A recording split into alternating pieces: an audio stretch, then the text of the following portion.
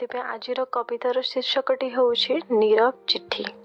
आम मनरे हो किंबा आम मोबाइल हो अनेक किछि नीरव कथा किछि अकुहा कथा लुचि रही थाए जोटा कि आमे केबे कहि न पारू।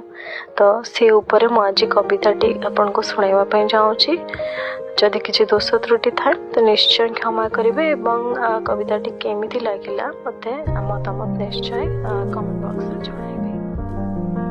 ट्रैप रे थिबा अनसेंड मेसेज टी हो कि मन भितरे चापी रही थिबा दरदी कथाटी हो जहाँ कहबा कथा आज कहि दियो। किए जाने जो समय आज अछि से काली आउ थिबो कि नथिबो। समस्ते कहंती जीवनटा गोटे लंबा बाटटी किंतु से बाट केतेबेले जे सरी जीवो ए अकुहा कथा सब अकुहा रही जीवो। कहिदेले थरे कथा सरी जीवो से लुचिला शब्दटी मुक्ति पाई जीवो। जीवनटी एक क्षणिक यात्रा किए जाने कहला परे से स्वप्न से इच्छा जदि पूरा हो जीवो।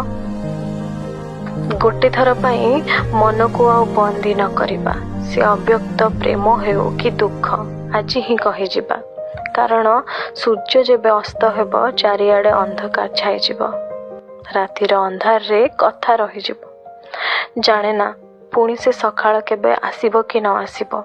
से कथा आउ पुणी फेरिबो कि न फेरिबो। अपेक्षा कालर जे नियम नुहे। टिके साहस ही आमको अनेक बाट देखाइबो। टिके साहस ही आमको अनेक बाट देखाइबो।